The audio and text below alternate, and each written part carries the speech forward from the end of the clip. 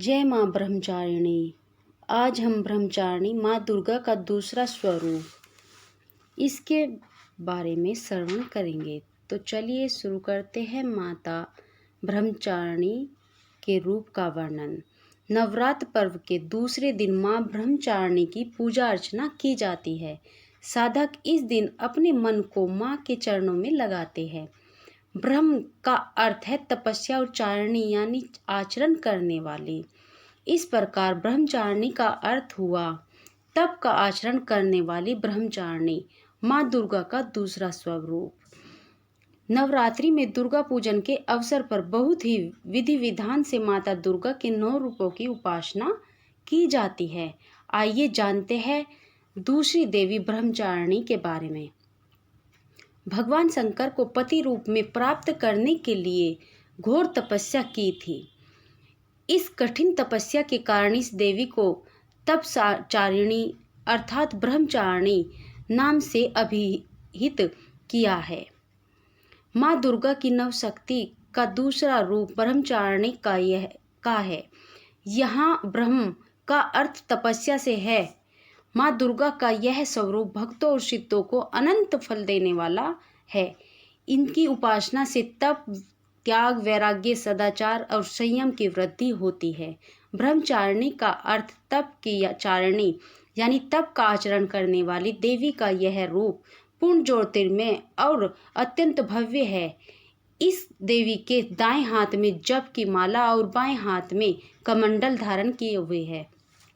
पूर्व जन्म में इस देवी ने हिमालय के घर पुत्री के रूप में जन्म लिया था और नारद जी के उपदेश से शंकर भगवान को पति रूप में प्राप्त करने के लिए घोर तपस्या की थी।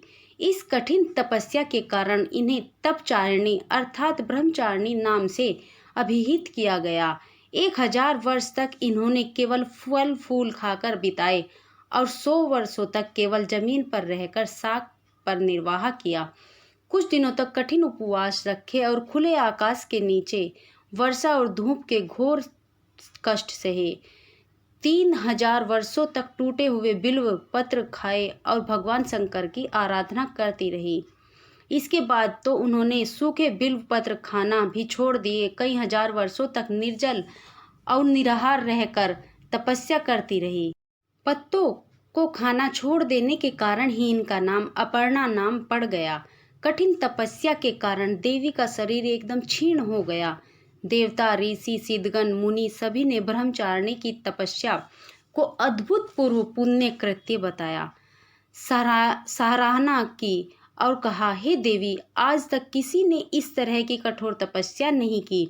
यह तुम्ही से संभव थी। तुम्हारी मनोकामना परिपूर्ण होगी और भगवान चंद्रमौली शिवजी तुम्हें पति रूप में प्राप्त होंगे।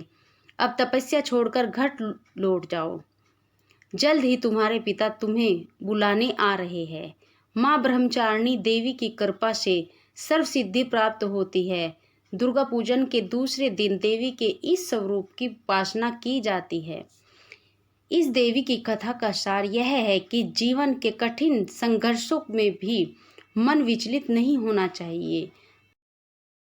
तो भक्तों, ये था माता ब्रह्मचारिणी की अद्भुत कथा का वर्णन। आप भी इस कथा को सुने और अपने सगे संबंधियों को सुनाएं और अपने जीवन को सफल बनाएं।